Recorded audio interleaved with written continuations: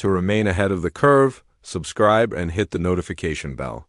Welcome to Grand Prix, your go-to channel for the quickest updates in Formula One. We have 3 exciting stories for you. Let's get started. Hey everyone, we're just hours away from watching the cars take to the track in the early hours of the morning. And as always, we've got all the latest information to keep you up to date.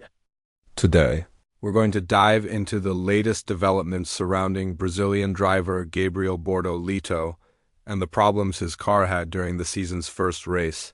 But before we do, please hit the subscribe button and turn on notifications so you don't miss anything, especially during this action-packed race weekend. If you're enjoying this video, please remember to give it a thumbs up as it really helps support our work. We'd also like to know what you're expecting from Bortolito's second race in Formula One, and whether you think he can turn things around in the sprint race or the main event this weekend.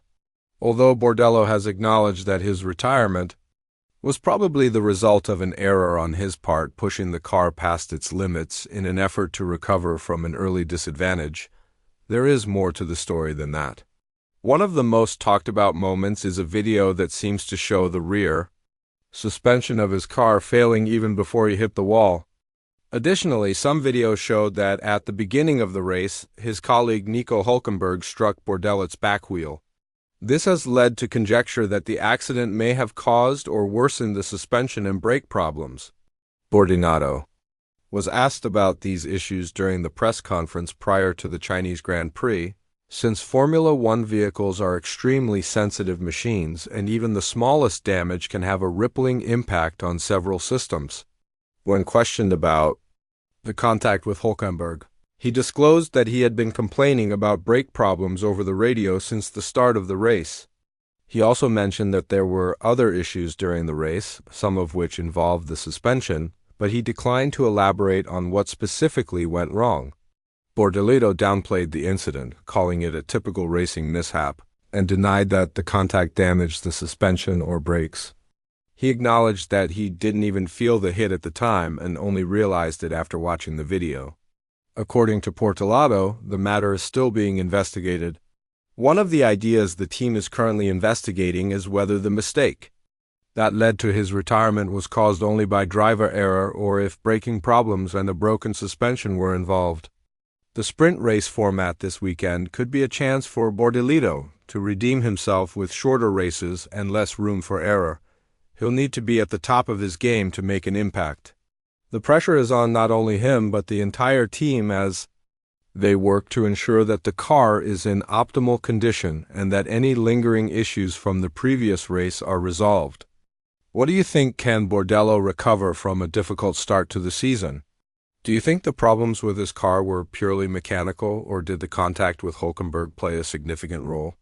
Please share your ideas in the comments section below, and remember to check back often for the most recent information as we provide you with live coverage and analysis during the race weekend.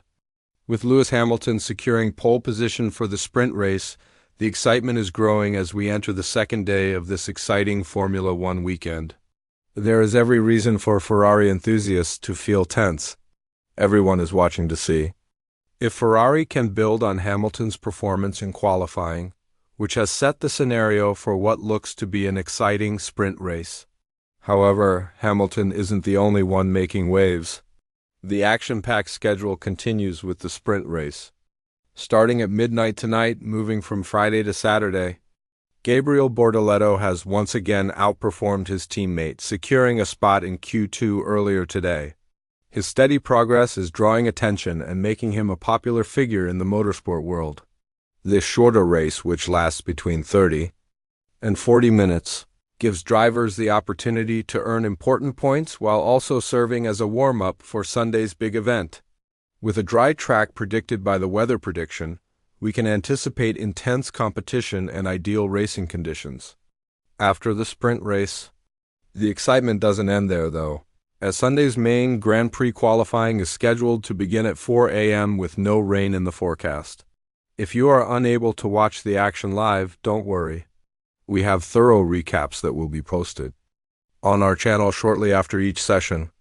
These recaps will ensure that you stay up to date with all the important moments highlights, and results so you won't miss a beat as we prepare for these exhilarating sessions. We invite you to join the conversation. The stage is set perfectly for drivers to push their limits and fight for pole position to those who plan to tune in. Please let us know in the comments if you intend to stay up late to watch the sprint race in qualifying live or if you will watch the recaps the following day. While you're here, don't forget to subscribe to our channel to stay up to date on all the latest information, including race timings, weather forecasts, and where to watch. Your support is greatly appreciated, especially as we work around the clock to provide you with the best coverage. It's time for some predictions. Who do you think will win the sprint race and secure pole position for Sunday's major event? A simple like on this video goes a long way toward helping us continue to offer top-notch content. Please share your opinions and predictions in the comments section below. Will Hamilton continue to dominate the race, or will another driver surprise us with a performance?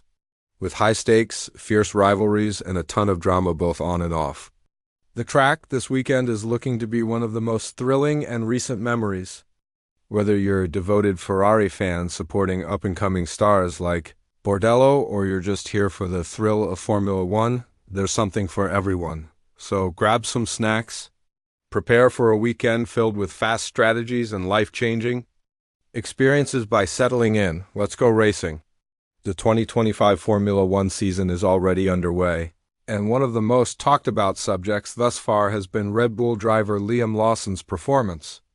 Although he was anticipated to have a big effect this year, the reality has been everything but. Red Bull's hopes of winning the Constructors' Championship heavily depend on both drivers putting in strong performances. As you share your thoughts in the comments section, don't forget to check if you're subscribed to the channel. If not, hit that button to stay up to date on all the latest news and updates from this race weekend. If you're enjoying this video, please give it a thumbs up. It goes a long way in supporting our work. Lawson's results have been disappointing, with consistently poor finishes that have left fans and analysts wondering about his future with the team. In the Australian Grand Prix, he finished in 18th place, and during the Chinese Grand Prix qualifying sessions, he found himself at the very bottom of the grid. In contrast to Perez, who has some clout within the team, Lawson has little to fall back on if his performances don't improve, making this run of bad results one of the worst starts in Red Bull's history. Rumors are already circulating within the team that Lawson may be replaced soon.